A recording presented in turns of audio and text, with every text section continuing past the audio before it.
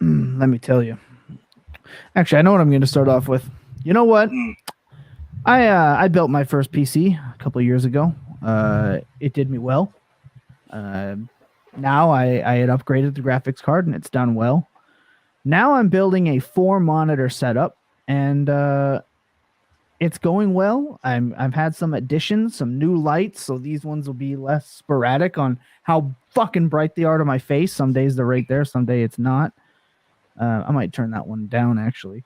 I feel good about it. It's going to be wireless, just super stoked. I'm pretty jazzed about that. Pretty stoked. But welcome everyone to the bonus portion of the show. Look, this is the portion you're only going to get on YouTube. This will not be on the pod version. Sometimes we talk strategy, sometimes we talk bullshit, sometimes we mock each other if we've played one another in one game of fantasy football during the week. But we're happy you've tuned in with us. If you have not hit already, please hit the subscribe button over on YouTube. If you're watching this on Twitter, wherever you are, just head to the Full Tilt Podcast Network on YouTube, hit that sub button. It helps more than you know. It goes a long way. We really appreciate it. Guys, I did my first startup. We briefly talked about this, I think a little while ago on a show when it was starting. And let me tell you, also shout out us. We haven't been like in full form in like a couple of weeks. Yeah. Tom Lee is always off across Australia, gallivanting in the outback. Lucas is always doing Lucas stuff. Like it's essentially it's been like watching Optimus Prime as a truck for the last few weeks, but now we get to see him fight some stuff. Yeah, exactly. Now we're back in the saddle. We're back in our bag, if you would. Well, let's talk about this startup because this is the first off-season startup. I did not look up. I know there's ADP data. I didn't look up a single piece of ADP data. I went purely off the gutalytics and what I've been talking about, putting my money where my mouth is. I got to tell you, there's one pick. So I'm going to go over like the top, I don't know, let's do the top 12 picks, right? The top 12 picks of this draft. I did not trade out once, which is strange for me. I actually tried to trade up twice and got declined. Very weird. Kyle Pitts went off the board at 211. I was just trying to trade up because it went Kyle Pitts and then Amon-Ra St. Brown and then Travis Etienne. I just wanted to trade up in that trifecta to try to grab one of those guys. Didn't work. Absolutely didn't work. Truly devastated. I just want who do you think was the first running back off the board? After all the offseason nonsense, who do you think was the first running back off the board? I think it would surprise you. It has to be JT, right? Like, we haven't changed that much. Lucas? Is it Kenneth Walker?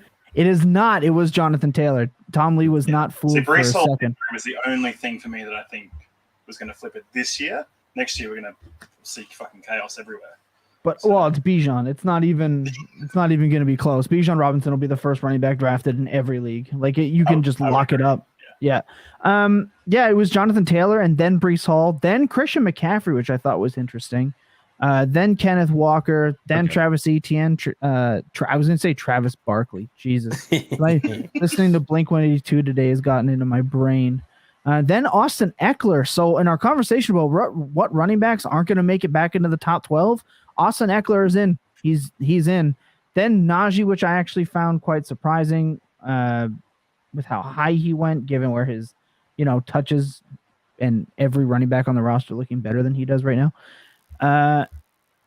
Then we had Derrick Henry went in the top 12, which I thought was interesting. Then DeAndre Swift in the 4th, and then your usual suspects, Nick Chubb, Joe Mixon, Damian Pierce at 410, Javonte at 5'2". Definitely some clear values at the running back position, but we saw some reaches with Isaiah Pacheco at 6'3". So wow. Yeah, definitely surprising. Gosh. So just want to preface this and say, like, you are also getting points for this year. It's not just purely for next year. It's a 5-week dash at the total points for. What up, TD? What up, Toronto Dave? Hope you're living your life, man. Hope Florida treated you well. Toronto Dave went on a little vacay. Much deserved, much needed. Hope you're safe. Armpit of America. Tom, hey, he wasn't in the Panhandle. He was not in the Panhandle. All right, we're fine then. Yeah, not in the Panhandle. What up, Tom Nielsen? Happy to see you here, man. Welcome in. Yeah, so Florida was, absolutely. Absolutely happy you're safe though, mate. All right, let's go with my top 10 picks. You guys can tell me what you guys think the worst pick was, and then I think I can live with that because I trust you most of the time. Do you think you know what it is before we say it? Yes, I know. Okay. I know where I went wrong, and I will go over it. I will go over why. Look, we believe in transparency, so I'll be open about when I fuck up during a draft here, man. I don't hide it. So Kyler Murray and Trevor Lawrence, I drafted from the 1-9, so that's 1-9, and then obviously the 4th pick of the 2nd round, and moving forward. So Kyler Murray, Trevor Lawrence, Chris Olave, Drake London. That pick actually surprised me myself, given what the other receivers are on the board. Then T.J. Hawkinson, Dallas Goedert, Gabriel Davis, Jerry Jeudy, Brady, Mike Williams, Wan'Dale Robinson, and then Brian Robinson. We'll do the top 12. What do you guys think was the worst pick in that spot? I don't know if it's the worst, but the most surprising to me is TJ Hawkinson, because there are few people who hate TJ Hawkinson more than you. I feel like for fantasy football, especially with where his value is. Tom Lee might hate him a little bit more because he hates every single tight end. He doesn't like any tight end. No. He loves cheap tight ends. Yeah, I like the Dallas Goedert pick a little bit better, to be honest. But Tom Lee worst pick. I kind of agree. I don't think it was the worst pick, but I think it's hard without knowing what the board looked like to go, do you take Hawkinson and think that this volume is going to be there for a long period of time heading forward? So I'll say this, why I think I made a mistake with this is solely because I, in my brain, was using small sample sizes. Yeah. But that sample size it's been pretty consistent.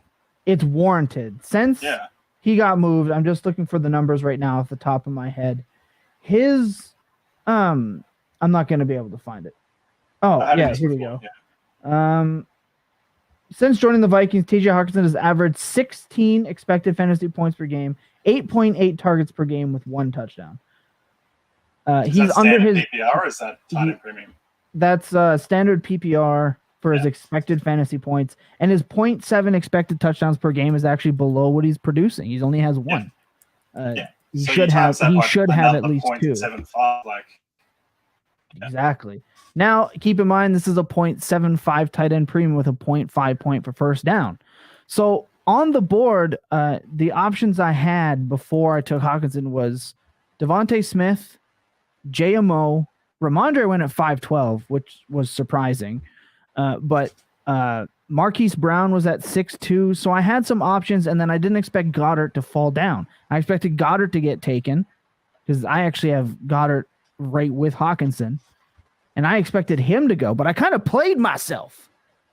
I outsmarted myself. There can only be leverage if somebody else is also trying to get what you have, and nobody else was. Everyone was targeting the Dalton Schultz and the Njokus and the Freiermuth later, which I definitely could have done. But one of the reasons why I loved Hawkinson so much at this point is his designed play rate in Minnesota is like double what it was in Detroit. It was like under 8% after week 1 in Detroit, his design play rate, and his design play rate in Minnesota is like 23%. So within that offense, and Thielen not getting any younger, I mean, I think it was worth it, but I don't know. I think that was the one pick. I think you guys are both right. I think it was the one pick I definitely could have redone. I think I should have taken Hollywood Brown there, but we got the receivers. The receivers were locked in. Like I said, I don't think it's a bad pick. It was just, that's the most surprising, just knowing how you usually play fantasy football, the targets you usually go after at tight end, and who you said was going around there. I mean, and who went after. I think you're perfectly fine taking him at that value. But yeah just a little surprising. But I still think a good draft. I can't wait for the first full tilt Dynasty League to kick in, because I can't wait. But look, I think that's good. I think we are good to go. We're gonna kick Toronto Dave. South Florida went to a Dolphins game. That's lit, man. I want to hear all about that game. It sounds like it'd be a great time. We might have lost Tom Lee at this point. I think that's a great point, a great time to there he goes. He was frozen there for a little bit. That's okay. It's Australian internet. He's all the way across the planet. That will happen from time to time. But I think, you know what? We're gonna wait for Tom Lee for a minute, and then we'll kick the show off. But Lucas, it is almost trade deadline time. I can't wait to kick this episode off when Tom Lee gets back because, oh my God, if you had stopped by my Twitter page in the last 24 hours, I am sorry. I posted a little nothing gimmick expecting no one to read it, and it did gangbusters, talking about people not making trades before their deadline when they most definitely should. That's only the theme of the slightly episode targeted today. Yeah. You should feel targeted. You definitely should. I know Brad Henderson felt targeted. But look, Tom Lee is back here for the most part. Tweet blew up like a motherfucker. Yeah, I was not expecting it. But today, the theme of the show, well, guess what? We're going to talk about when it's time to start yeeting players off of your roster, even if you're a contender, and what players should not make it to your roster heading into the offseason. So get ready for that. We're fired up. We're ready to go. Let's hit the intro and kick into it.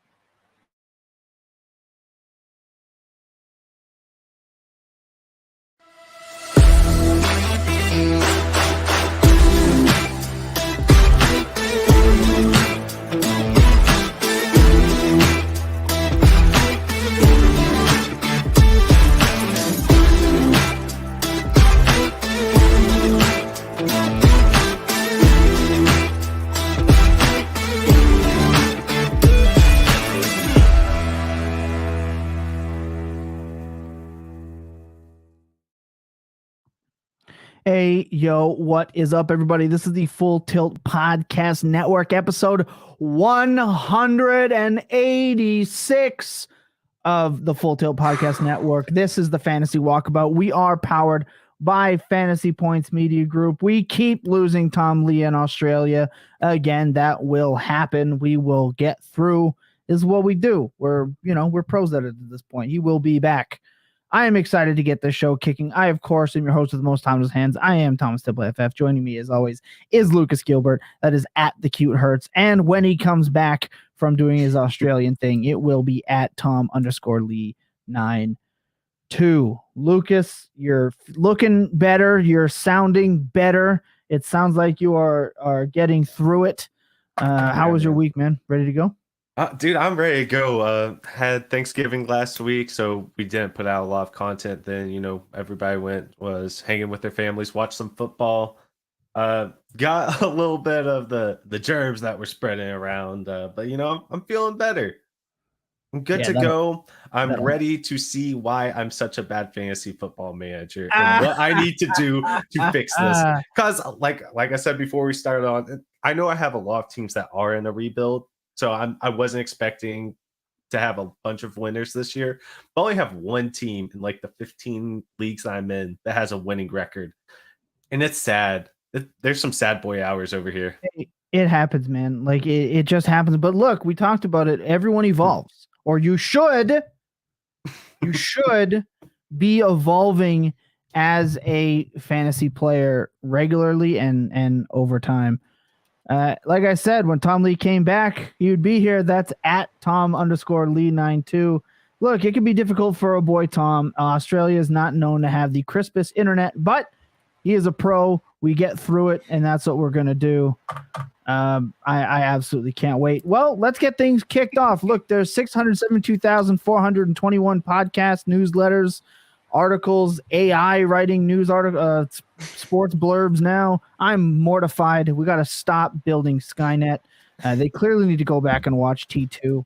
It's truly terrifying. But we don't sit here and give you all the news from the week. You've heard it. It's Friday night. You just want a nice chill pod, or whenever you're listening to this. You want a nice chill pod. Sometimes a lot of people listen to the Walkabout on Tuesday or Wednesday the following week. You don't need your news from us, so we're going to skip that. Instead, what I like to do is give you a free almost hot take of the week. This is my almost hot take of the week. as you know, I've been talking a lot about Lamar Jackson recently, Lucas, Tom Lee. And I say this week, Lamar Jackson fails to hit the 20 fantasy point mark once again. He has only done it. I know the look on your face. I get it. He just did it last week. It was at the expense of the team's success, but we don't talk about that here on this show. We're not talking about real football. We're talking about fantasy football. Lamar Jackson has hit the 20-point mark just 2 times since week 3, and he doesn't exactly have a phenomenal matchup against Denver. Lost Tom Lee again. That's okay. He doesn't exactly have the best matchup here against the Broncos. So my almost hot take of the week is that Lamar Jackson won't hit 20 points. That's just what it is. It's just what it is. My biggest concern with that is, one, I think that Denver still has a really good secondary. But what we saw last week is that without Bradley Chubb rushing the passer, their defense has taken a hit. So we'll see if Lamar is seeing some open running lanes. I think that's the biggest challenge to that. I don't think he'll get it through the air, but on the ground, we'll see. Yeah, it's look, I don't want to say it. Toronto Dave, I know, all caps. Thomas, I know. I don't want to say it, but it's just the facts. It's just the world we're living in. You're making more money betting against Lamar Jackson than betting on Lamar Jackson right now. And look, I got a lot of dynasty teams that are contending that could really use some big Lamar Jackson games. I just think, as I said in week 7 before I got chastised by Jacob and Billy, that his boom weeks are going to be fewer and farther between. Yeah, week 3 to week 12 is a lot between. Okay, so hey, my almost hot take of the week is Lamar Jackson won't hit 20 fantasy points. Book it. All right. Oh, we got a live trade. Oh my God, we got a bonus live trade. Look, this is how it works. Okay, I'm a middling team in this league. Lucas turned down a trade and told me about it in the league that we were in. And let me tell you, this is a hot mistake. I am a 4-8 team sitting on Saquon Barkley. And Lucas, you are also a team that could use. You are 2-10. Okay, you're 2-10. I'm 4-8. And you declined Travis Etienne for Deshaun Watson. You would get Deshaun Watson. Now, yes, whatever your opinions of Deshaun Watson are, that's not what we hear. We're not here for that. We're here about the football. And Deshaun Watson is already back to being a round 1 pick. Okay, you're right, TD. We got a live one. And it is with co-host of the Full Tilt Devy podcast, Andy Starr. Wish I was on to there this. He is. Look, you are the last team in the league holding on to a running back. You've already got Bijan locked up. Why are you holding anyway? So I immediately sent an offer out after Lucas told me that he declined it. I immediately sent an offer for Saquon for Deshaun Watson straight up. That is definitely a trade you should be making as a rebuild. You absolutely should. I have 5 firsts this year in this league. I'm going to net one of the other ones, one of the other young quarterbacks, and just stack up on wide receivers. Please walk me through why you declined Deshaun Watson for Travis Etienne. I got it. So my biggest thing is, one, I know that my team's rough. I'm 2-10 right now. It's not been a good year. It hurts a lot. I do have quite a few good players on the IR currently, so that just, that kind of sucks. Like, I have Javonte Williams and Trey Lance both on the IR. And Travis Etienne, he's been really good, and I thought about it a little bit. But I thought that Travis Etienne's going to hold on to his value in a safer way than Deshaun Watson will. I feel like that Watson's value can only go down right now. Like, because if he comes back and he's really good, and you say he's going in the first round right now in startups, I mean, it can only go down. So I think that Travis Etienne still has some time to be really good, and yeah, we'll see. I might end up regretting this one, especially with how my quarterback position. I don't think there's a hope that Etienne makes his way into the first round. I think that as a rebuilding team, and boy, I cannot wait to get into this, because this is going to be the whole base of this whole fucking episode. But you should be trying to attain elite quarterbacks and elite tight ends one way or another. in this climate. 100%. Fair I enough. believe that. So I think that was a miscue by yourself. And hey, if you're in a league and you get a sense, if you just get an inkling that a player is willing to move an elite quarterback like that. Now, I got lucky that Lucas told me, but let me tell you, I've already been starting my DM cycle for this upcoming week, and that offer would have been sent out anyway. Believe you me. But I'm happy with that. 4-8. I'm good with it. Truly phenomenal. All right. And I think that moving Barkley for Watson is a little bit safer because Barkley is right up against that age cliff too. I think this will be the best season that he has for the rest of his career. I don't think he'll be able to match what he's been doing this year. So I really like that trade for you. I think that if I was offered that, I would end up taking Watson there. I think I'm also just really high on ETN. So a little bit of my homerism is coming out there. So just a player that I was on from the very beginning and wasn't quite ready to let go. Dear Lord, No, wish I could talk right. No, that's again, it's a totally fair assessment, but I really believe that you should be targeting these elite quarterbacks because those are the guys that hold elite value for longer. I have Tua, Dak, and Pickett in that league. Had to move Watson for something. Sure, I don't think you did. I think you could have offered Dak, and I probably would have taken Dak. Honestly, I'm not kidding. I probably would have taken Dak, but I'm happier to take Deshaun. I'll be honest with you. So I think either way you would have gotten what you wanted, but I'm happy that you went for the strong one first. And let me know. And much love to you. Shout out. We're going to take a quick second. When we come back, we're going to bring Tom Lee back in, hopefully for good this time. We're going to try to make it work. And we are going to move on to the next bit. All right, sit tight. I'm taking Chris Olave at 102. He's an alpha receiver. I think that he's shown that. I think he's done everything he could possibly do. He's doing it with less than amazing quarterback play, to be honest with you. I thought maybe he would be the outside guy. I thought maybe he would be just a deep guy. Nah, he's a do everything guy. He's red zone. He is what he is, which is elite. He's run 336 routes. He has the best PFF receiving grade. He's averaging 14.2 points per game, highest in this rookie class. Just down across the board, elite player, and not just for a rookie, as just a general wide receiver.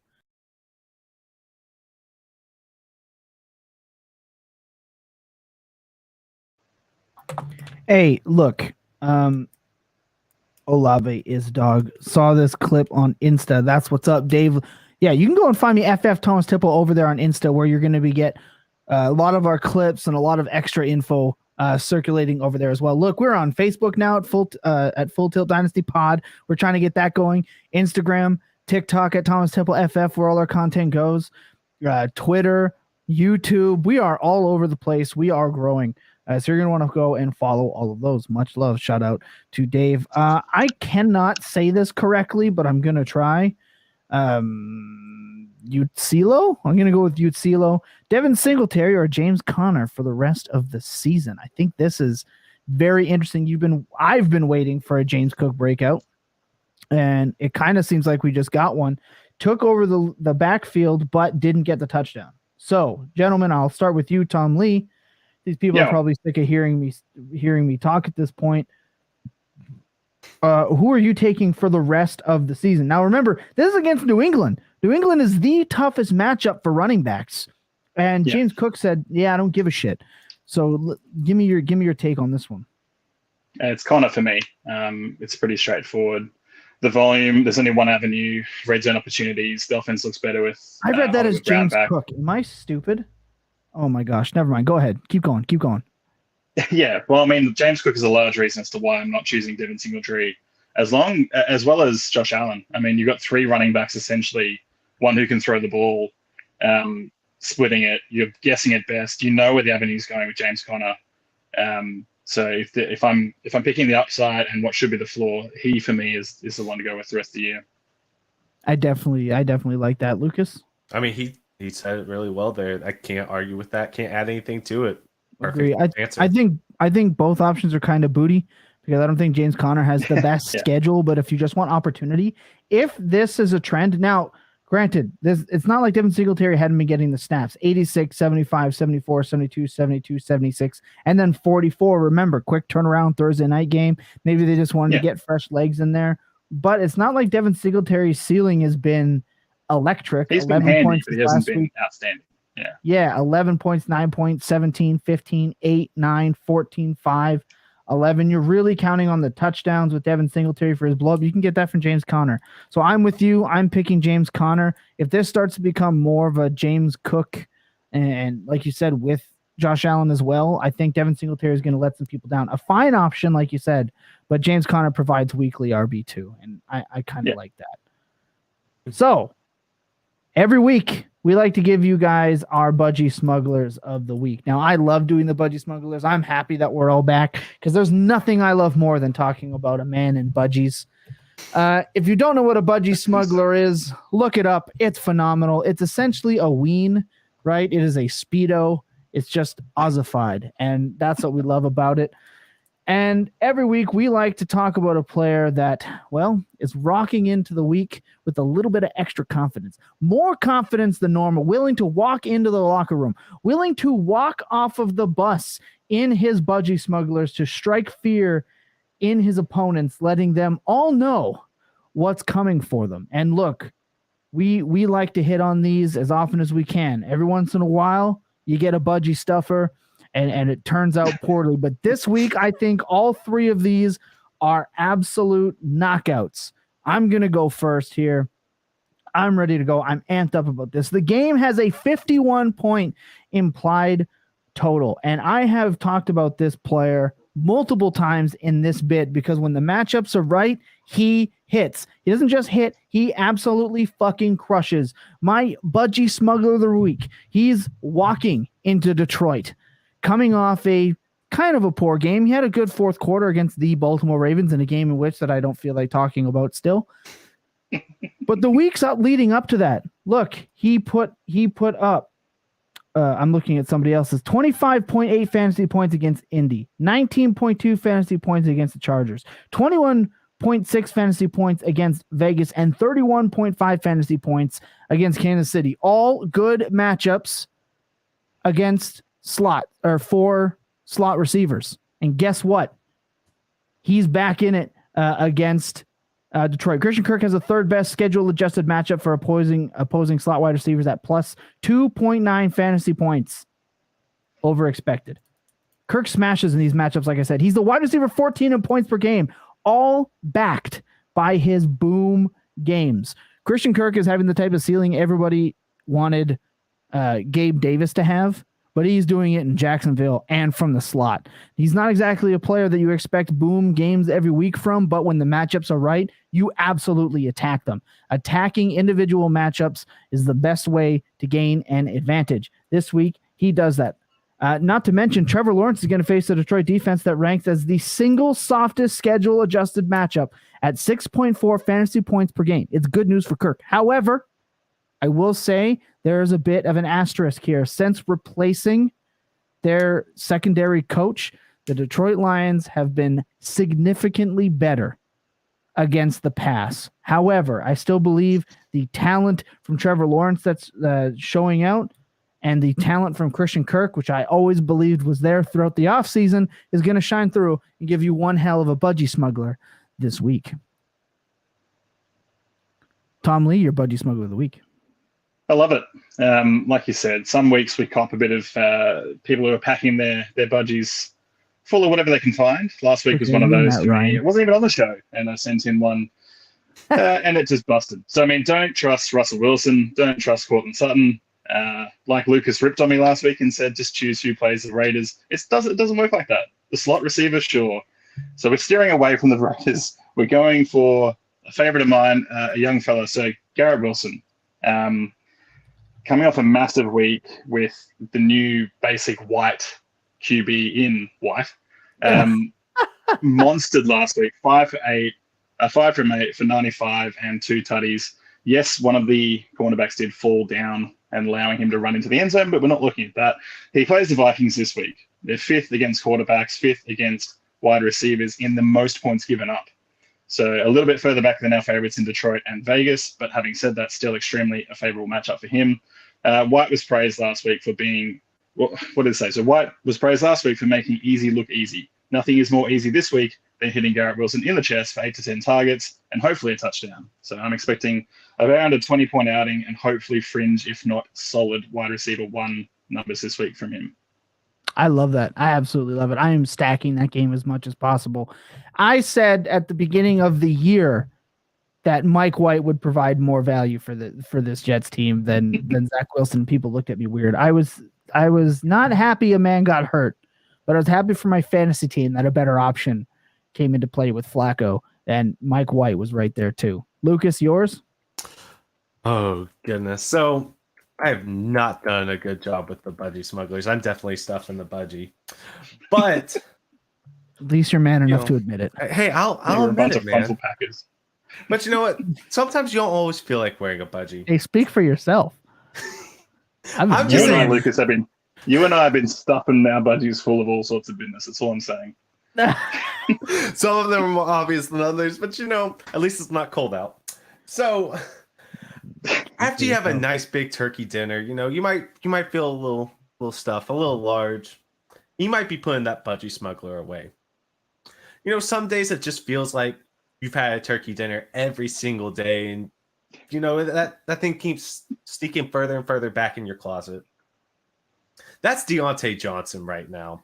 But you know what? Sometimes you wake up and you're like, man, I feel good.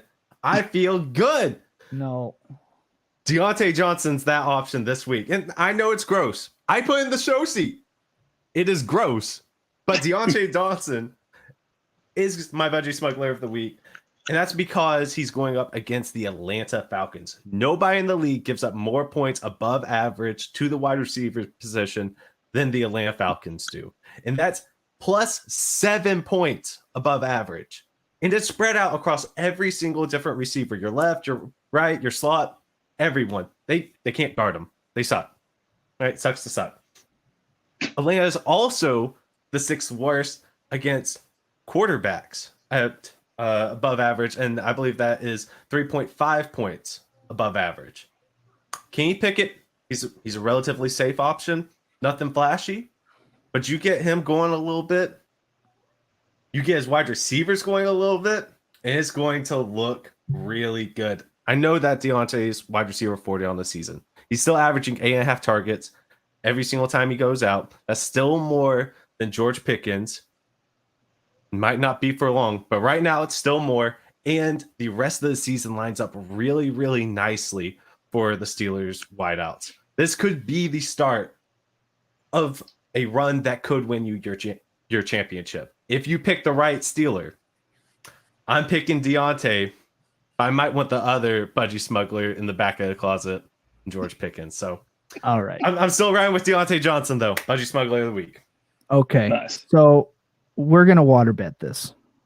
Oh, we're gonna bet because we don't do water bets. I'm gonna splash water all over my house. Okay, we're gonna bet this. We're gonna figure out what the bet's gonna be for by the end of the show. But I'll take Pickens this week over Deontay. I almost did George Pickens. I was really close. But I'm still doing Deontay. Exactly. You didn't. You can't claim you almost did the other. We're betting George Pickens versus Deontay Johnson on the heels of an explosive conversation had on Tuesday night show between Jacob and Billy on followed up on Sweating Bullets on Thursday. Kenny Pickett just earned the starting spot after my Watson trade. Thanks, Lucas. There you go. Don't attribute that to me. Please don't attribute that to me. Look, we're going to take a break. We come back. We're going to start to get in some of this trade discussion that really had me riled up over the last 24 hours. Can't wait to dive into it. Sit tight. I'm going to take Garrett Wilson. I mean, starting off the season, I viewed him as a very similar level prospect to Drake London. And they both had bad quarterback play. Wilson has shown out. London hasn't. I'm more than happy I take Wilson over London right now. And the rest of this wide receiver class, really, outside of probably Olave. I mean, Olave is – I think right now I would still take Wilson over Olave. But, I mean, it's pretty close. I think it's a clear top 4 here. We were talking previously in the draft. When we first did this, it was 101, then a tier break. it feels like that tier break is kind of spread out a little bit and taken in Olave, Wilson, and Walker, and maybe someone else, depending on your takes.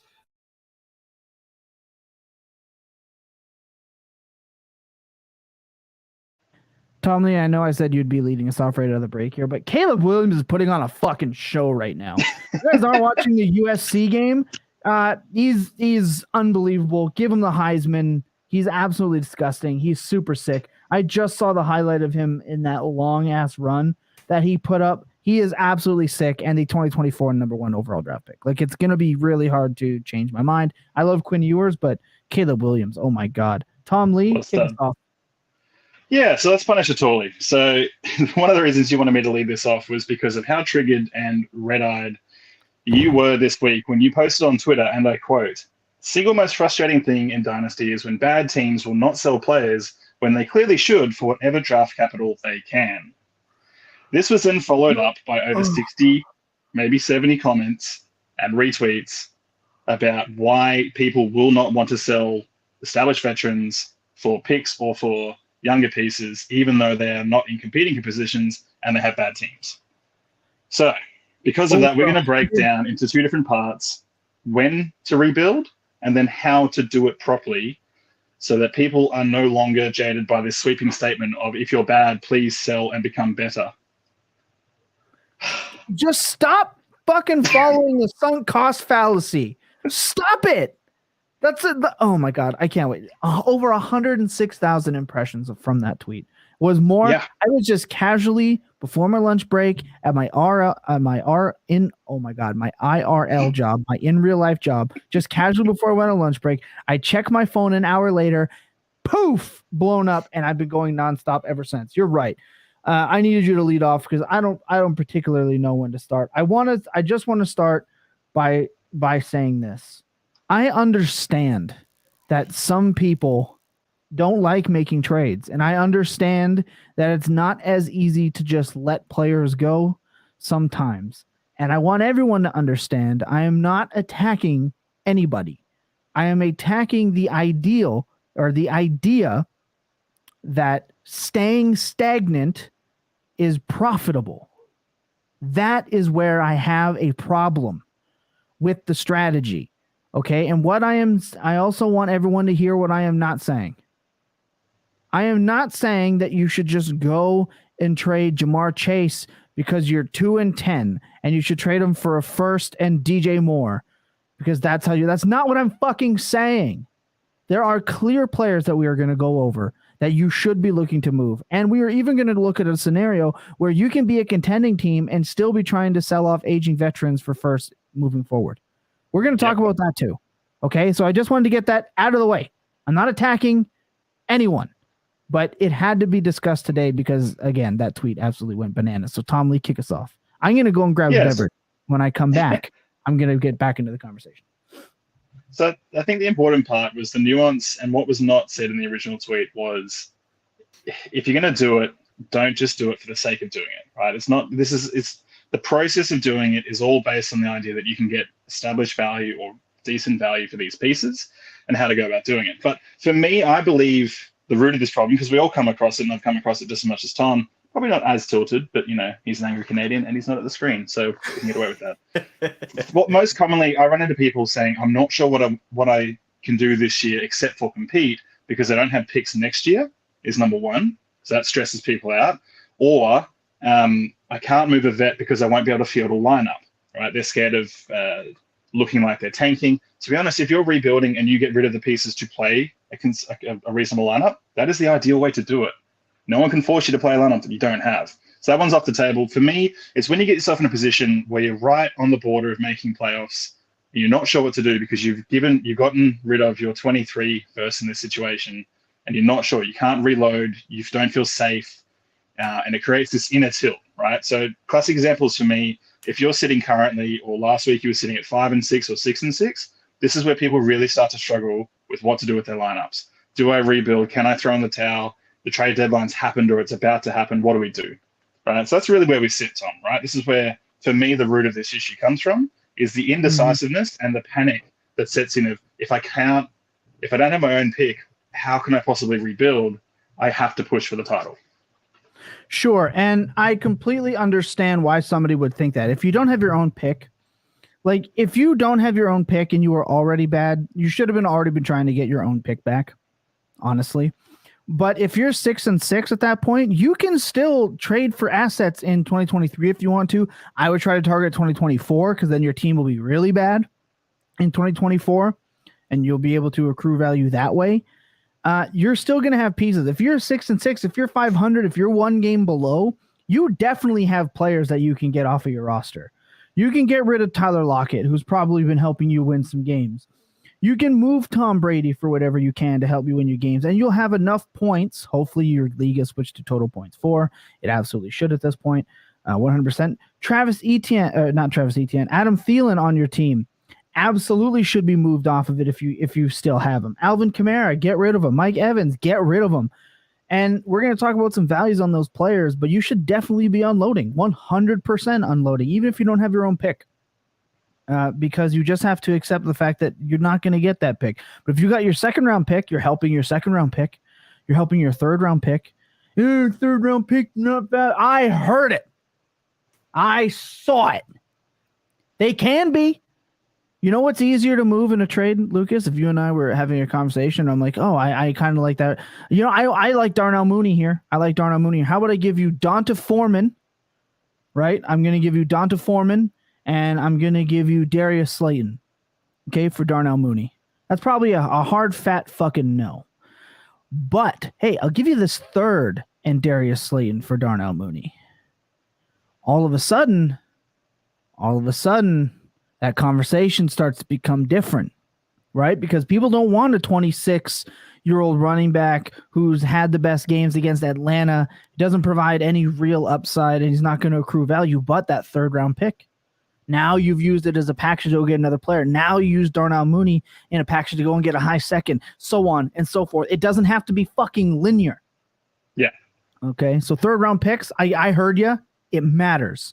But I definitely think there's an opportunity if you're like a 500 or barely sub 500 team. You know what direction your team is heading, and it's time to jump ship. I think the biggest thing moving forward for these teams that are in these horrible positions, mine aren't in this position because they are already 2-10, so can't really do much but tank there. But I think it's just full effect. Yeah, exactly. But I feel like a lot of teams just don't act with purpose whenever they get into these sort of things. Either have a purpose of you're going to go and compete, even if you're wrong, go full-fledged into that either competition or rebuild, and then deal with the consequences after it. Because you're doing absolutely nothing, sitting on your hands at 6-6 and going, I guess I'll be mediocre. I don't know what else to do here. Right? You commit to something, have a purpose, go for it. If you fail, you fail, and then you're going to rebuild no matter what. But hey, you never know. Something could flip your way if you make good moves. That's all I'll say. And it's like this. It's like, oh, no, my team's bad, right? What do? Well, I'm not going to do anything. I'm just going to hold my value for that. Guess what? If your team's bad with what you have now and everyone else is trying to gain value, your team's going to stay bad. You're just going to stay bad, right? Because chances are those players that are bad for you right now need a lot of variables to hit for them to get better or be in better situations or accrue value over time. Over this offseason, the draft can come in and wreck any one of your. Miles Sanders is one that was heavily talked about. If I can't trade him for a high to mid second right now, why would I trade him for a high third plus or a late second when he's just going to hold that value? He may not. Oh, he re-signs in Philly. Guess what? Philly drafts a day 2 running back with their assortment of picks. Fuck it. Philly drafts Bijan in the first round with one of their picks. Well, Miles Sanders just became fucking worthless. We saw this with Damian Harris last year. Damian Harris had 15 touchdowns. I think he had over 900 yards. You were like, oh, I'm not selling for a second right now, and I'm gonna have him next year, and he'll be worth the same thing. No, he's not. If you waited to move Damian Harris into the offseason or at the start of this year, that value was already gone. It was gone so fast. And you're gonna tell me Slime Sanders, shout out Toronto Dave for the nickname. He's the first one that coined it. Now I use it all the time, so I want to give him the proper respect. Shout out Dave. But you're going to tell me that Miles Sanders isn't just fancy Damian Harris, limited pass catching upside, runs north and south on a heavy rushing team with some goal line carries? Oh, difference? Miles Sanders deals with Jalen Hurts, not Mac fucking Jones running the football. Right? So Miles Sanders is just flashy Damian Harris at this point. We know what he is. I don't think he's really going to get much better. He already peaked at like a round 4 startup pick a year or 2 years ago. I know. I fucking made the pick. Or traded it to me. Yeah, like just we know what he is. So why wouldn't you take that pick? Why wouldn't you let somebody else carry that grenade and pull the pin? Now you have a second round pick, even if it's a mid second round pick. Tom Lee, I have the sheet. I have the sheet right here. Yeah. I pulled it up for this. Do you want to hear some of the players you can get with a mid second round pick over the last couple of years in fantasy football? These are super flex, by the way. These are super flex picks by ADP according to DLF. Gonna love these. 202 Patrick Mahomes. Hollywood Brown. This is since 2017. Christian Kirk, Kareem Hunt, T. Higgins, Elijah Moore, Cortland Sutton, Juju Smith-Schuster, Josh Allen, Daniel Jones, Michael Pittman, Brandon Ayuk, Mike Gesicki, Michael Carter, Michael Gallup, Pat Freiermuth, AJ Dillon, Kadarius Toney, Amon-Ra St. motherfucking Brown, the aptly before mentioned Damian Harris, Dallas Goedert at 211, Chris Godwin at 212, Antonio Gibson and Jalen Hurts 301 by their ADP. And you're going to fucking tell me that you wouldn't trade Miles Sanders for the dart throw opportunity at any one of those players? Hell, I would trade Miles Sanders for a lot of those players straight up right now. But they don't see that. They see the player. They see a player. They see a nameless, faceless outline on Sleeper, and they go, I can't have that. I can't have that. What if that pick fails? Yeah, what if that pick fails? So you recover. We know what Miles Sanders is, and we know he's not going to help you be a contender the next year. If your team is 3-9, Miles Sanders isn't going to do any more for you the next year. So why wouldn't you just take your dart throw? Not even a dart throw. I think we measured it out, Tom Lee. I think it's about 51% in the first round and like 52% in the second round since 2017, not including this correct. So between picks 203 and 212, the hit rate on returning value or delivering massive value is 55% in that pick range. So it's higher in the second round than the first round. Yeah. So that can lead to a strategy in itself. And we'll get to that in a second. The other thing I wanted to say about this was you made an interesting comment pre-show to me, which is if you're 5 and 6, you know with more than enough time before the deadline that you're a bad team. Why are you not starting to make these moves earlier? So we want to get to strategy later on. But one of the things that Lucas sort of triggered me to think about was if I know that my team is middling and it's not performing the way I want it to, if it's not dominating, throughout the year, you can be making what seem like lateral trades to keep acquiring and adding little bits of value to your team. So then come trade deadline, if you are all of a sudden competing, you have capital to go and get these pieces. Or you have enough capital to go, actually, I can rebuild from here, and I'm in a better spot to swing it either way. So it's probably too late in this year, but it's something to keep in mind heading into next year. If your team, it's one of those bad beat stories where it's not quite performing the way you want it to, it should be top 3, but you're sitting 5th, 6th, 7th, that's a volatile enough spot that it could go either way. Like you need to be realistic without panicking. So if you're someone who knows that it gets tough or panicky towards the deadline, don't let yourself get to that position. Start making moves to give you sway either way to make a call when you get the opportunity. Because I think a lot of this idea of I can't trade away my guy because I've got nothing for next year comes from you've let it sit for so long. Like you had opportunities. These guys have had big weeks in between. They've been on injury dips. They've been on injury booms. So the guys we're talking about a lot of the time will never have more value than right now at the deadline because the people who need them want the rest of the season and they'll overweigh that as opposed to the rest of the season. So, there is literally no return to come. Like you said, Sanders has a moderate run heading into the playoffs, the fantasy playoffs. But if someone needs that third running back on their roster, he is a very appealing piece to go after because he seems affordable and you're more than happy to get rid of a second. If that person's sitting 6th and they qualify in 6th, that's the 207. We're very happy with that pick in the offseason that you could even add to another piece to flip up to someone you think is better. You can make the moves off the back of it. Like Tom said, it's not linear. So it's not that you're losing out. It's more a case of you can't use him next year. This person thinks they can use him. That's the end of the interaction with that person. So what if he booms and goes massive at the end of the year? You weren't using him anyway. The key is next year, you cannot guarantee that return. As soon as the season ends, that appeal goes away. So that's really what we're looking at. Is it's not necessarily saying we need to sell everything off. It's what are the pieces that you cannot return investment on once the deadline is passed, once the year is ended, because people will not buy them just based on the fact that their position is volatile. Yeah, and I love that point. I think it's a phenomenal point. I like that. Look, we always talk about in the draft season, we talk about don't draft to fill your roster. Don't draft a team in the startup to fill your need. Don't draft in your rookie draft because, I need a running back. I have to take a running back at 107. No, you don't. No, you don't. If you did that with James Cook, guess what? You're fucked. You're fucked if you did that. And you passed up Traylon Burks, JMO, who's gained value before he even practiced. Somehow. Up to the top, he's top 18 on keep trade cut. So clearly there's at least one market or one general market that he boosted his value. And here you are taking James Cook, who's done nothing but tank at this point. I acquired James Cook for James Cook and a third for Darren Waller earlier. And that's about the best trade you could have made if you acquired James Cook.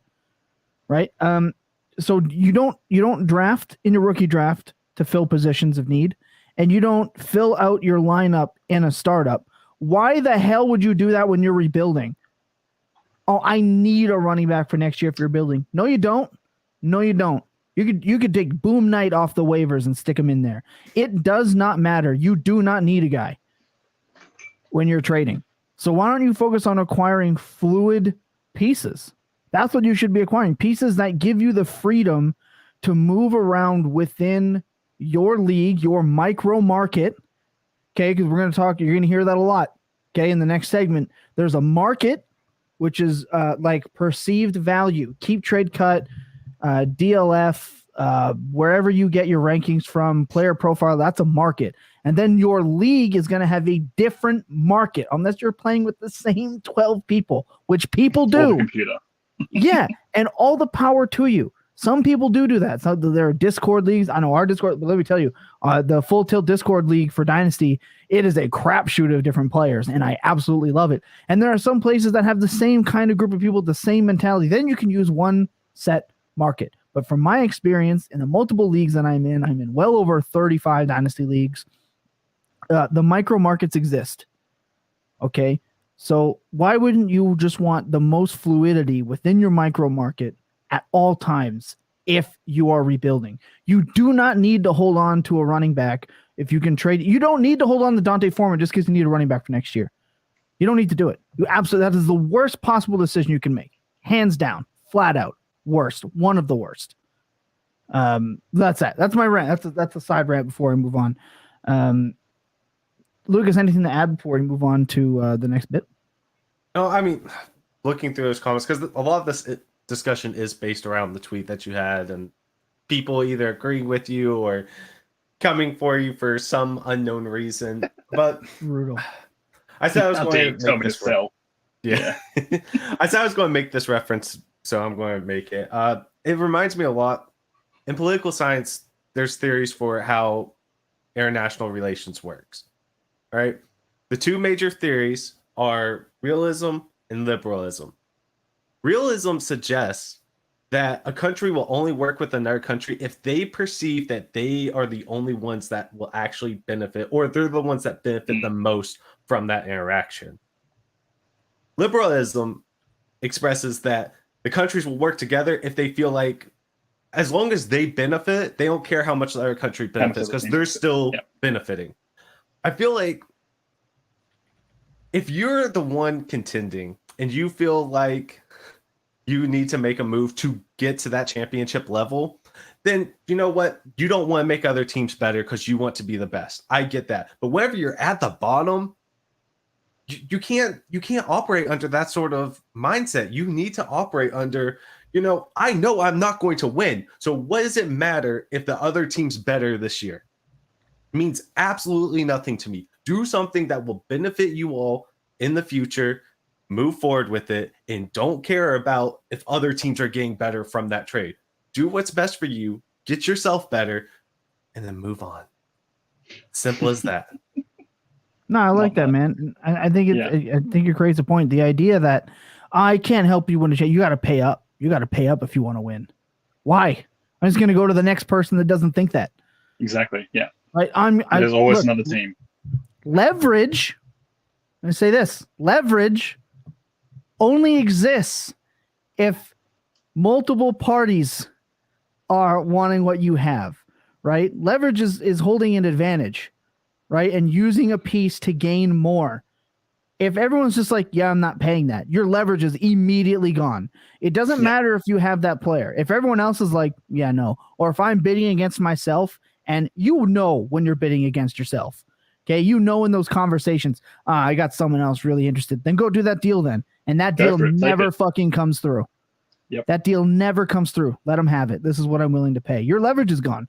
As soon as he says, I'm not paying that, your leverage is fucking gone. So fuck your leverage. It's just straight up. You need to have a combative market to have leverage. And you're like, no, I want a second for Jamal Williams. That's nice. No one's obviously paying you that, because if they were, you'd have done it already. And here I am. You're not getting it. So there's your leverage. He's gone. You keep him. Right? You're 3-9. You keep Jamal Williams because you're pushing for a second. I'm happy for you. To have leverage, there has to be something, another force making it happen. We have a comment from David Punio. Let me know. I'm pretty much cooked into Dynasty League. I traded some players other teams needed for Robinson and Hall and a handful of second and third round picks. That's fine. I'm assuming when you say Robinson, you mean Brian Robinson. Immediately try and trade Brian Robinson for a second round pick, especially after this last game. Yeah, if you want to hold him. That's fine. But trading for Breece Hall, okay, good call. You got a handful of seconds and third round picks. Let me know some of the players that you moved. I'm very interested in some of the players who moved away, because I'm going to list some players afterwards, and I want to see if that connects. But you did the right thing, David. 100% did the right thing. Okay, I'm just going to keep ranting if you guys don't move to the next. All right, let's do when to fold, when not to fold. You got to know when to hold them, know when to fold them. Well, I think what are we at? We're at 57 minutes. Let's subtract 10. So we're at 47 minutes for the pod. I want to move to the hard yak at this point. I think we've gone back and forth on when and what. Well, we carried that through multiple facets. So I think we can move from that. I think we're going to take a quick break, quick clip from Tuesday's show, and we come back. We're going to give you the next bit, and this is where it's going to get a little bit feisty and absolutely a little bit rowdy. Sit tight. At the 103, you made my life a little bit easier. I'll take Kenneth Walker. When we have a rookie running back who's shown what he's shown, and I've outlined my concerns with Kenneth Walker before, he still has provided on net really positive rushing value. He's shown at least a little bit in the passing game, not a lot, but he's shown a little bit, especially in that Tampa Bay game, and that's helped buoy his season long up to sort of workable levels.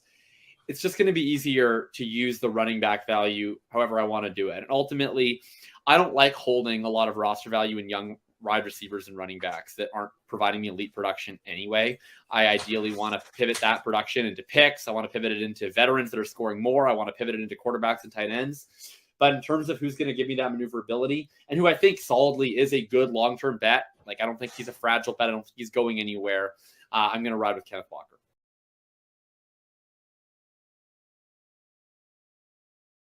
Let me tell you, hearing Jacob pump up Kenneth Walker was not what I expected. But you change your process and your opinion because the market changes. And that growth is so important in Dynasty Fantasy Football. Adapt or die. Billy Bean in Moneyball, adapt or die. Right? Shout out Brad Pitt. Also, after my wife and I talked about it, my favorite movie. It actually comes down. Moneyball is my favorite movie. So there you go. Wow. Look, Lucas and I actually talked about this. We're a football podcast. Look around and see how much baseball memorabilia. You can't see it, but I've got a Baseballisms hat on. Okay, Baseballisms hat. I'm wearing a Ken Griffey Jr. silhouette shirt right now. I've got a signed Vladimir Guerrero helmet. I got a signed pitcher who shan't be named on the pod. We got Kevin Pillar there. I have more baseball shit. And my favorite movie is a baseball movie than I do football shit in my house as a football pod. Absolute disgrace. But you do have to adapt or die. Tom Lee, what do we got now? Yeah, so I mean, we've talked generally about when, why, how, to identify when you need to rebuild. So we talked a little bit before as well that if you've missed opportunity mid-year to start acquiring the ability to move up and down, what do you do in this situation? You feel like you're against the wall, you feel like you're a bad team, you might fit this description. What are some of the practical ways that we can walk through how to do it? The hard yakka helps us with that. It's what is the nitty-gritty, what are the details, what are some of the shapes we could look at to try and spark the thinking of how can I get out of this that isn't just a linear, I want a first for this player, right? So we'll start with that. The obvious point is if you have an older guy who is doing really well, sell them for multiple firsts. No shit, right? Everyone wants that dream package, but we talked about it before, micro markets don't allow these type of deals to happen, right? There's also guys in your leagues who are trying to sell the youngest, hottest piece for multiple or for another stud piece as well. Like Tom said, you price yourself out of that market because not everyone has that to give up, right? It's not always possible. So the idea of this process is to look across your micro market, the rest of your league, and figure out what is possible. What can I do, not just with the person I want to trade with, but with other people in the league. Set up multiple dominoes, get them to fall your way, take what you need out of it, right? You are not limited just to one person interactively if you're willing to do the work. So that for me is what today's Hard Yakka is about. What are the strategies we know that exist out there? What are some guys that we want to focus on moving off our teams, especially if we're a bad team, but also possibly if we just want to make sure we capitalize on getting rid of these guys before their value plummets in the off season. So we'll start with a few of the guys that Tom really wants to focus on because I think we pretty much universally agree on these as pieces you want off your rosters because they are unmovable in the off season. Correct. So I'm going to even start this not even for a rebuild because this isn't just about rebuilding, just anything. Even though it says rebuilding. Rebuilding is all the time. Rebuilding, retooling, it's constant. It's nonstop. That's why Dynasty never ends. I am the second best team in this league in points for and record. Okay, and I'm looking at my roster and I'm looking, who can I move? It's not even about that. It's who can I move? This is the humble brag. Who the hell can I move to stay this good for years to come? Yeah. I drafted really well. I will humble brag that. And it's worked out. It has worked out. I've traded a couple first round picks. I ended up getting Joe Mixon. I've traded a couple of first round picks. I have DeAndre Hopkins on this team, and let me tell you, I'm trying to move him. I'm trying to move him to another contender. I'm trying to move him to another team that's in the playoffs for their first round pick in 2024. Why? Yep. Because clearly my team is deep if I was this good without DeAndre Hopkins, right? He's going to drop in value. Marquise Brown came back and out-targeted him in his first game. So we don't know what the power shift is going to be, especially when Rondale Moore comes back. Who knows what happens next year? Cliff Kingsbury could be gone, right? DeAndre Hopkins is going to be a year older. We don't know what's going to happen with this team. So yeah, he's a player that is destined to lose value again. And even as a contender, I'm willing to try to send him away, see what I can get. If that deal doesn't work, I'm going to try a different one with other people. I'm going to shop them around because that's what you should be doing as a contender, period. There's always players. I would do the same thing with Keenan Allen right now. I would do the same thing. Every player that I'm going to talk about that should be gone on a rebuild, you should be trying to get rid of pretty much on a contender as well. Jamal Williams, Darius Slayton. And there are times where you can acquire these guys also. I'm not sitting here saying like absolutely don't buy into these guys. At the right price, sure, you can do it. If it fits your needs, sure. If you had Cooper Kupp, why wouldn't you go and acquire Keenan Allen for that late second? Sure. Why not? But you should also be, if you have Keenan Allen, looking for the guy who lost Cooper Kupp and trying to get a second. Like it fits together. They're the same. So those are a couple of players that I wanted to kick off with. You guys, please do your thing because I can rant. I'm going to end up ranting about this for 3 hours, and we're going to lose every listener we've ever had. So I think one of the keys to this, right, is we mentioned it a few weeks ago when Cup went down, is if you were one, maybe it wasn't even us, maybe it was the flagship show, saying if you were a Cup injury away from no longer being a contender, you were not a contender, right? It's the same thing for a lot of these vet pieces. If moving one of these vet pieces off your team no longer makes you relevant, that is a concerning thing, right? Mm-hmm. You should have depth to move a Hopkins away and still have a reserve wide receiver to put in if you need to. And then a Zay Jones and then a Slayton, right? These are the guys who can fill in more than comfortably that you don't need to hold on to what the hope of DeAndre Hopkins can be once he goes past 30 and we're hoping on volume, we're hoping on touchdown upside. Like these are pieces you don't need on your team. You need to get off them. So if you are in a position where moving a Hopkins away leaves you vulnerable, you need to be looking at the rest of your roster and going, what can I do with this? Right? Not to flip at any value, but to flip and make sure you ensure you're not just donating money for the next 5 years, because that is a flag for that. Right? I like moving those guys. Like you said, a few other guys for me, if you are definitely not contending, Adams, Devontae Adams, Austin Eckler, Chubb, Kelsey, these guys all fit the bill of players who will dominate for another team. You will get value for them, and you can get some good return back. They are too old to be on your roster. Even next year, if their value dips a little bit, you've missed an opportunity. So if you're not competing at all, these are the guys I want off my roster. You could argue if you're competing that these guys will be in your top 2 or 3 pieces each position, and it's harder to move them. I understand that. But if you can replace one of these guys production-wise and still get that piece, we always talk about that structure, that's ideal for me. So I will say this, with the players that you brought up, I don't have a lot of them, but I do have a lot of Travis Kelce. That's the only one that I have a lot of. And Thomas and I were even talking about a trade with Kelce in one of our leagues, and I ended up not moving him. But I feel like I waited way too long into the season. I waited too long into the season to try to move him, because at that point there were only 1 or 2 teams that would actually be wanting to acquire Travis Kelce, because they know that Travis Kelce costs a lot, and I'm going to expect a lot. So I think that the other thing they know as well, Lucas, on that, I'll make the point, is the other thing they know is if you're not in the playoffs, Kelce also isn't in the playoffs, so they're not worried about him. So therefore, lesser tight ends on your team are still more competitive because the bigger guys are sitting on a lower roster. That's another thing to look with your micro market is to, well, I don't want to pay up for a guy I'm not going to need because everyone else has less pieces. I think I'm getting to a question here is, when is it better to hold on into the offseason after the season ends and more people think that their teams can compete versus like during the season? If you're waiting to the offseason to make these moves instead of taking advantage at the time when people are hungry for it, now people will be like, well, I can wait and see what I need next year. Oh, and guess what? Travis Kelce is going to be cheaper next year because he's older.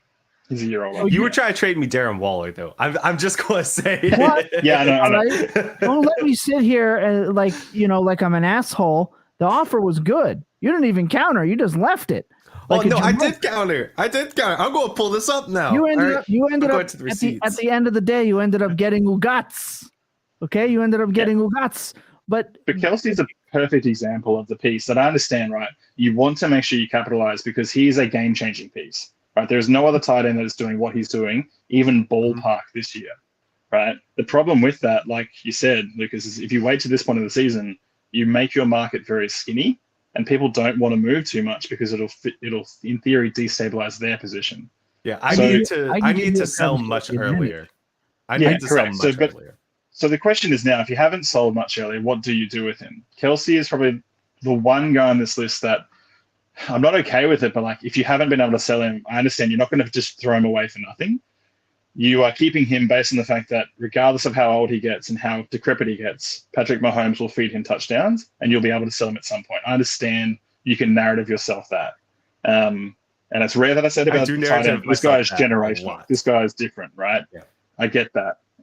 Derrick Henry is another classic example, Tom, of another guy people will not move because he's different. He changes the game, but he's going to die on your roster. And if you're not competing, you're missing something there. My biggest point is, and Lucas is the point that I'll actually make, and I love this because we're talking about things that are happening and transpiring with us directly. We're being very open and clear with everyone here. Okay. And we understand that it doesn't necessarily happen a lot with a lot of people. We're going to be open and honest right here in the open, live on air for everyone, because we go through this ourselves. Yeah. We're not just saying this. Yeah. We're not just saying this to get clicks and views. Well, we're saying it to get clicks and views, but we're saying it because everyone goes through these type of conversations. So it's important to have. I can give you an example of a Travis Kelce trade I made on a team where I won a championship. I was kind of hanging on. Then I lost Cooper Kupp, and it was all hope out the window. I went and found the manager who has been struggling to win this championship. He has come in second. He's come in third. Like he's always right there. I went to him. He has Javonte Williams, who is hurt. And I went to him and I said, I will give you Travis Kelce. I will give you Allen Robinson, who at the time was not hurt. This was a couple weeks ago. And then I'll give you Kareem Hunt as well. Serviceable RB3, right? And I will get I ended up getting a late 23-1. It's going to be late. He's going to be in the top 3, period, unless something catastrophic, and then yay, good for me. Then I have Javonte Williams, who is, some people have him just valued under a 24 first. Mm-hmm. He was a 5th-round startup pick in that startup we talked about at the top of the show, and Pat Freiermuth. So I got Pat Freiermuth, a late 23-1, and Javonte Williams, essentially for Travis Kelce. I think that's a great trade. And a couple. It's phenomenal because it fit. A lot of the times we're trying to stick a trade that's a square peg into a round hole, and it doesn't work. You're just out there randomly tossing out value. There's a 6-6 team in a league that we're in, getting a little bit away from Travis Kelce, but I said that I was going to go off the rails a little bit. There's a trade in a league. Team is 6-6. They need quarterback help. They're not quite in. They're not quite out. I'm trying to send every single one of those types of teams my Tom Brady's. I'm trying to send those teams my Marcus Mariota because they don't have. It's cost effective. It gives them some backup. Maybe they get in and make a run. It's a little late to start selling off to get prime assets because other people have already bought them, right? It's reasonable. Those are the trades you need to make to the right teams. You can't just pigeonhole another team into a trade that you want them to take if it doesn't benefit them. The best part about trades is when it works for both sides. And Lucas, the issue with the trade that you didn't accept is that your team now is last and heading. It was already last. I understand that. But now you have these assets that I'm telling you now, the offer I sent you then is not even going to be the offer you get next year. I'm going to say what your offer was. It was Darren Waller in a second. Yeah. For Travis Kelce. Yeah, absolutely. Now counter that. I did counter it. Right. Go, here's my counter. All right. It's past the trade deadline. It's fine. And then you keep going. So I countered with Treylon Burks, a 23 first and a 3rd next year. Yeah, you had no shot at that. You had no shot. And then Tom countered with Travis Kelce, Deebo Samuel, Burks for Burks, a 1st and a 2nd. I probably should have kept going after that. Honestly, I got tired. I get way too tired. I know that's on me. You got what you wanted. Okay, you got Burks, and the only difference is that you gave up Deebo, who quite clearly is seeing his role diminished. We ended up getting to a good spot, and then you waited, and the deadline was done. Didn't get done. Now the next year, who knows what you're going to get for that offer? But I understand. Again, you got tired. There's a lot of work. You're doing this. You're doing that. I totally understand that. Yeah. But if you're these teams, that trade should have been made 2 weeks before the deadline. You knew where your team was going. You held them for a long time. And a lot of people do that. I'm not just sitting here being like, yeah, fuck you, Lucas. But it's an example. It's a good example. I did trade Derrick Henry in that league, though. You did. And that was phenomenally timed. We have another question. Yes. We have another question. What would you give up for Jamar Chase? A lot. 3 firsts instantly. 2 23s and a 24. I think I would stop at the 101, but it'd be real close, right? I'd 102 plus a 24-1. Like we're talking some legit Chris Godwin, a 1st and a 2nd. We're talking pretty much whatever you have to do. This is a guy getting picked in the top 8 picks of a super flex startup. It was last year, is this year. So I would trade pretty much whatever I had to. You guys? I think interestingly, those pieces like Chase, because they are so league defining and game changing, the market is extremely tough. So if you're trying to make an offer on it, people are wondering what they can get out there. 3 firsts doesn't exist on a lot of rosters, right? So like to do that shopping or to try and compete in that market is quite difficult. So pricing him in your micro market is going to be difficult. Some of the trade offers we've been getting on him, like it's a running back, so like a Kenneth Walker and a 1st for Chase, right? Yeah, that was an offer I got a day ago. Trying to capitalize on the hotness that is Kenneth Walker. Is that ballpark for you guys? Like, where would you? For me, that's a no. I'm holding Chase, but you're short. Yeah. For me, I'm holding Chase on that too. But I mean, this is how hard it is for people to give stuff up, right? Like, no one wants to give more than that for a gun player. So on my competing team, I offered Pittman a 24 first and a 3rd, and I got that turned down. And then he said he wanted 3 firsts. And he wasn't looking at players, so it's like I can't do anything with that. But you know, it is what it is. Like, I think the Kenneth Walker trade, you're getting closer with that, especially. Yeah, like it was a fine offer. I just said to the guy, like, I'd rather keep the piece that I know can change my roster than the two that I'm not sure can. So I'll tell you one trade I did for Jamar Chase. I traded Lamar Jackson for Jamar Chase in a 2. Yeah. Ooh. Yep. What was your QB depth like? Because that'll be the number one question I guarantee we get is like, did you have QBs to play?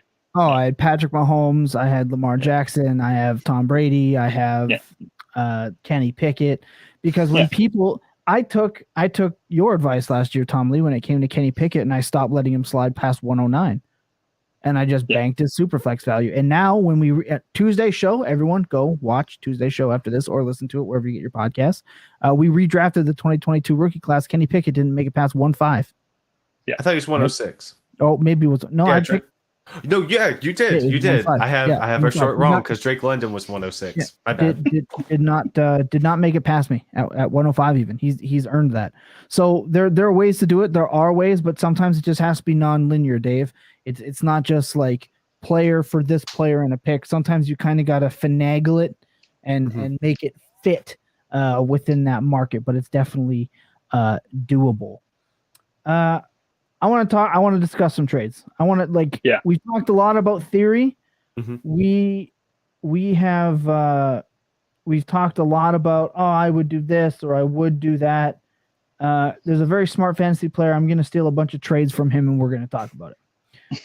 Because he has a trade thread. We love him. It's Jacob. And he goes into one of us. he goes into great depth about what you can do as a rebuilder. Right. And he's very good at what he does. So let's do this. You are a contending team. You need a quarterback. We have Daniel Jones for a 23 second and a 23 third. Yes, no. We're going to look at this in the eyes of a seller. Okay. If you're selling. Okay. Oh, I saw Daniel Jones go for 24 first the other day. If you have Daniel Jones and you're trying to move him.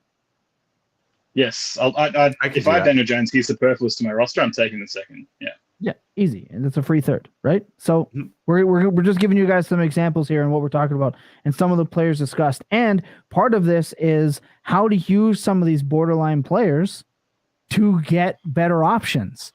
Again, non-linear values. You don't have to trade Foreman for a third, but you can add Foreman to something else to get a bigger piece.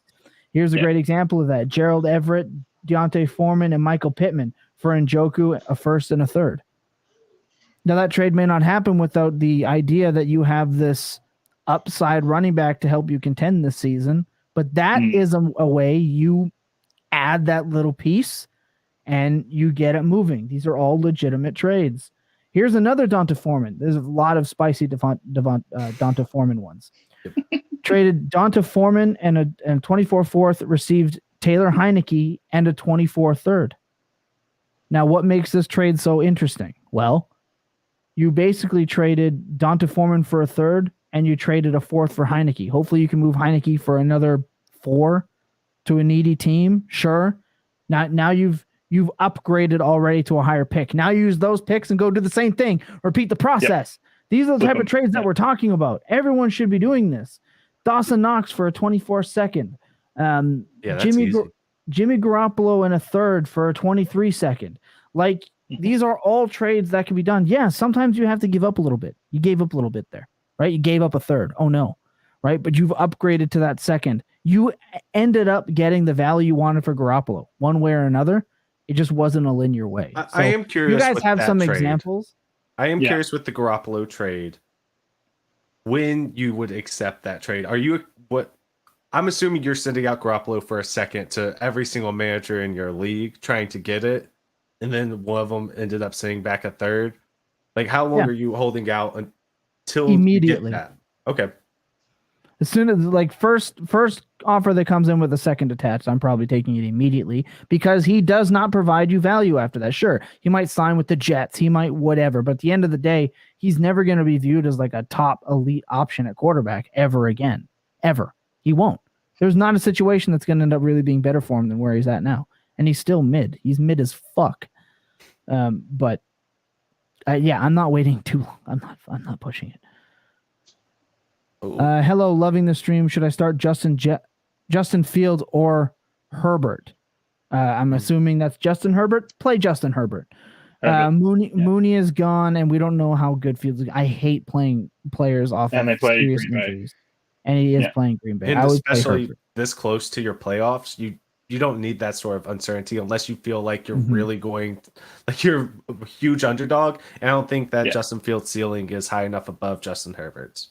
And Herbert plays Vegas, so worst case scenario, you could have two good options, but I'd be going with the Vegas upside. Correct. And Herbert's been playing a lot better, even though Mike Williams is out. I would still play Herbert. That also means fire up DeAndre Carter, people. Hell to the look. We're at an hour and 10, but we're doing well. I want to keep going with this. Okay. Yep. I think it's still important. There are a ton of players that we can talk about that should be off of your roster right now. Like if you have a trade deadline, they got to be off your roster. And it may seem crazy, it may seem weird to you, or like, I wouldn't do that.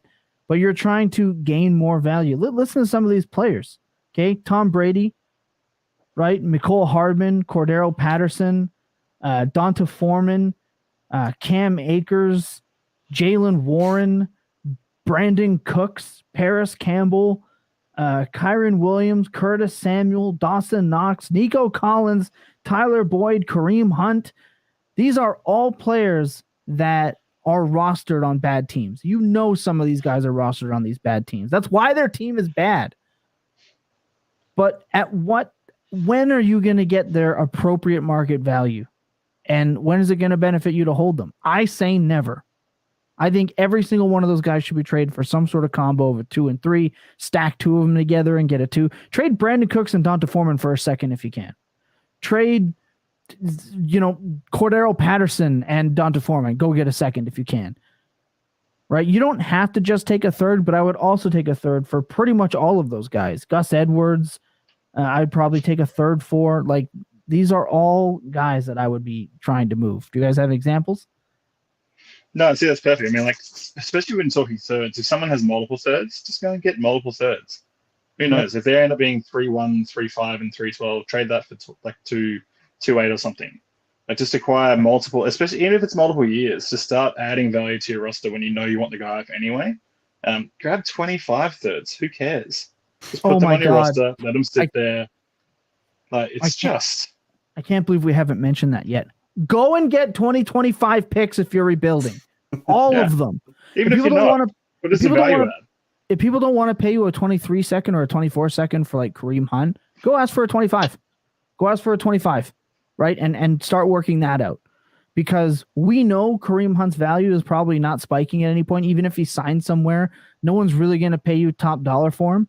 We know this because he's been really good and he's still on your roster. And I always love that. Well, he could gain value. If the people in your league thought he was going to gain value, they would have already sent you that draft pick, and they haven't. Yeah. So it's time to adjust your market at that point. Maybe things can boom, but fat chance, right? And it's the old, well, he'll just have a good game. I hate this. He'll have a good game, and I'll put him on the block. Everyone fucking knows that's what you're doing. Yeah.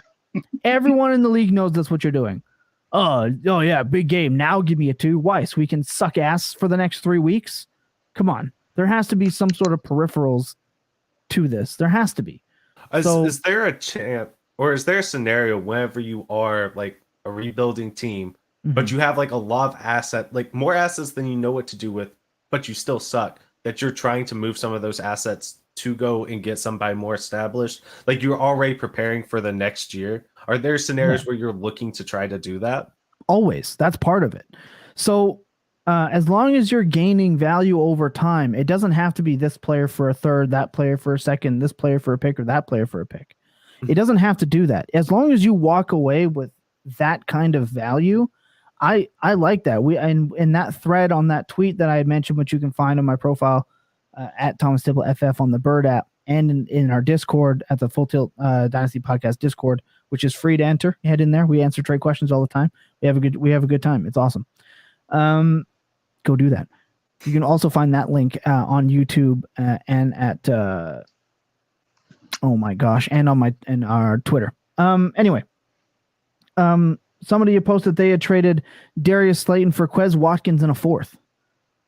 Right? It's not linear, but you got the value you wanted. Some people might say that's low, but it doesn't have to be one player for one player. You can go and package multiple picks or multiple players to go and get an asset. I'm a contender and I had a bunch of spare parts. What I, figured spare parts, and I wanted an elite upgrade. I traded Mike Evans, a 24 first, oh my God, Greg Dulcich, and I went and got Mark Andrews. You can make those types of moves as a quote unquote rebuilder or even a retooler that doesn't require a full teardown. So the biggest. Go ahead, Tom. Yeah. Sorry. Then I was going to say, I think one of the other mindsets that you're into, if you're not sure about buying 24 and 25 picks, if someone's giving you a 24 or 25 second to buy someone you deem as not worthwhile on your team, that team's not going to be good in those years, right? Well, the likelihood is not good unless they change their philosophy and approach. You're going to have a pretty good pick in a couple of years. So feel far more free, if anything, rather than getting the late 23 because it comes with a higher premium. Go and get the 24 that could be a lot lower because these guys are looking to get team help now. So the best trade that I've done in any Dynasty League, it set me up for one of the championships I won last year, was whenever I had a horrible team. I finished last in this league. I traded Ryan Tannehill whenever he was having a good season, but I knew he wasn't a long-term asset. I was like, don't want him on a rebuilding team. Hunter Henry, whenever he was actually scoring touchdowns. Cam Akers, whenever he was still like an unknown before he went off in the playoffs. And a second for Josh Allen. Yeah. So I was looking at it, I was like, I had a bunch of rookie running backs. So I was like, okay, I can lose one. I had a quarterback who didn't fit my timeline, and then a tight end. I wasn't good. I didn't need a double-digit scoring tight end. Moved all of them, plus a second, I had a couple of extra picks to move up and go and get someone who I thought was going to fit my timeline. Mm-hmm. I had a bad enough team that I could have. I've lost every game with Josh Allen, so it kind of worked out, and then I just reset. But when does it make sense to start doing moves like that? I know you have to find a willing owner right away. Which is sometimes the toughest thing, but yeah. 6 and 6, 5 and 6, 3 and 9, fucking 2 and 8. Fucking, you can be 6 and 5 and realize that you're not making it. I'll tell you this right now, Barry, in the same league that I traded Saquon Barkley straight up for Deshaun Watson on a team that I'm 4 and 8. He's 6 and 6. He's hovering right in the middle. I went to go send him Tom Brady for a 2. He said, no, my team's not good enough. He already recognized that his team wasn't good enough, even with Brady, to make a push. At that point, if I'm him, I'm already trying to package up some of these assets to get a better asset. Even if you might lose in the short-term value, if you gain the long-term value, it doesn't matter. You can always be trying to do that. I gave an example as a contending team. I just gave an example that just happened to me on air. I tried to do this deal. It didn't work. And I asked him his reason, and he gave it to me. It's a very smart fucking reason. Very good. It's completely understandable. I get his point. You don't have to wait. You can do it whenever you want to. In our league of record of the full tilt, Jacob decided he went for 1 week. Then he lost, realized it wasn't going to happen, and immediately sold off every asset he had at 500. And now he's just in full reboot mode. He ended up pulling Trevor Lawrence for Saquon Barkley and Amari Cooper and a pick, I believe. Like you don't have to wait. You can just go and get, and there's obvious targets that you get. You go and get some elite quarterbacks or quarterbacks with elite upside potential and elite tight ends, Mark Andrews, Kyle Pitts, in my opinion, Dallas Goedert. But we have a question here from RS German.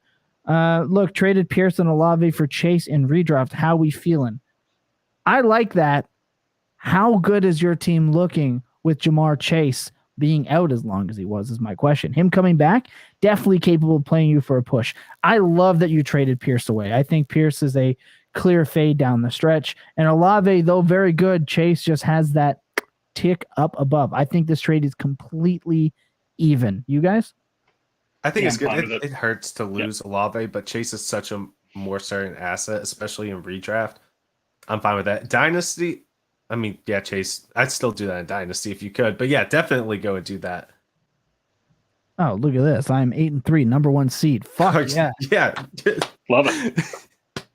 You're rocking, baby, and we're rocking with you. Hit that sub button so you can be notified the next time we go live so you can keep us updated on this run. I'm now invested in your championship run in your redraft league because that was just an absolute chef's kiss. Truly phenomenal. Well done. David, I traded Jacobs, Gabe for Hall, Pierce for second, third, and 4. I don't like the Pierce one necessarily, but I don't blame you for the Pierce one. I fucking love the Josh Jacobs one. So whatever the Pierce one I may not like recoups all that love for the Breece Hall trade. Phenomenal, David. Absolutely phenomenal. I really like that. Thanks for your time, gentlemen. No, thanks for your time. Look, we've had a long show. We're at an hour and 30 for the YouTubes. It's going to be an hour and 20 for the pod. Phenomenal. Look, everyone listening, you've been rocking with us and we're rocking with you. We appreciate you guys hanging out with us on a Friday night. Please, I cannot stress this enough. Please hit the sub button. It means a ton to us, and we love answering all your questions and being here for you. We couldn't do the show without everyone. So let's get some final thoughts before we get out of here. And I have to make one ad read. So let's get some final thoughts. I'll do my ad read and get the hell out of here. Lucas? I think we summed it up pretty well. Like I said, have a purpose with your teams. Either go for it, and if you crash and burn, hey, you're already in a rebuild, so it'll work out. But yeah, have a purpose with your teams. Don't not make a trade because it makes somebody else better. Do what's best for your team, even if it helps out other teams. And have fun with it. There's no reason to get as upset with trade offers as some people do. But yeah, just have fun with it. At the end of the day, this is just a game.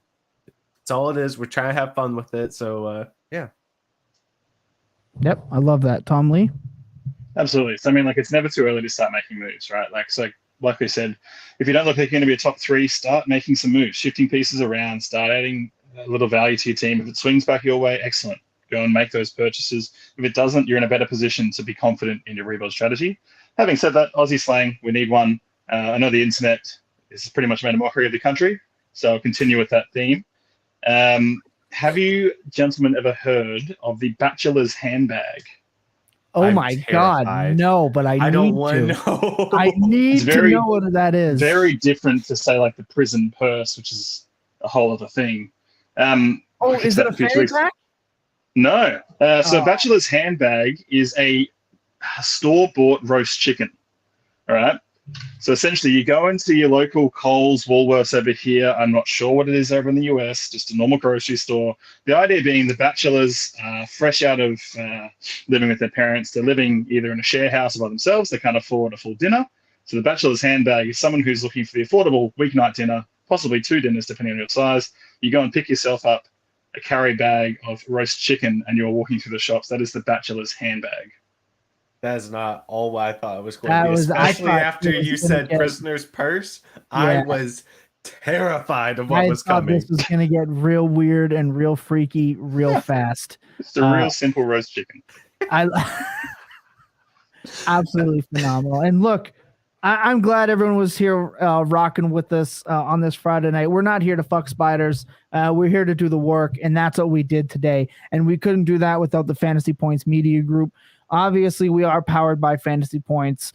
You should go to fantasypoints.com. Look, Jake Tribby just released his chart porn article. The TLDR for that, too long didn't read, is posted as my pin on my profile at Thomas Tipple FF over on Twitter. It is free to read. The link is at the bottom of that. Go and check that out. Gives you tons of advantages like what teams give you the best slot receiver matchups, which defenses are best against rushing quarterbacks. You can really get an advantage by looking at these charts.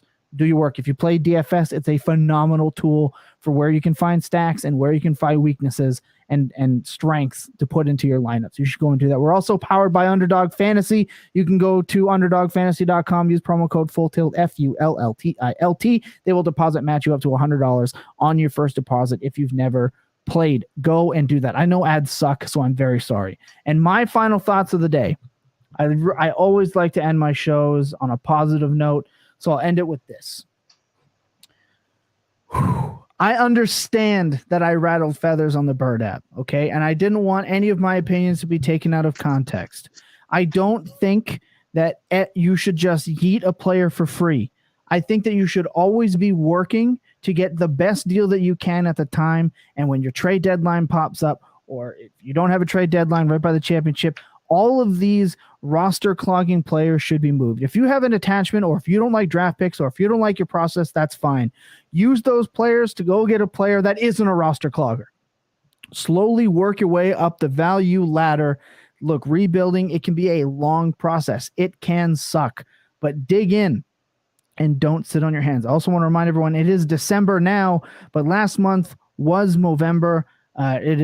You can still donate. You can still go to Movember.com and donate. You can go to Movember.com and Full Tilt Pod and donate. It's important to talk about mental health. It is important for men to be able to understand that you can talk about your problems, your issues, and we're getting into the holidays. This is can be one of the most exciting times, but it can also be one of the most depressing times of the year for people. Check in on your loved ones, even if you don't know that they need it.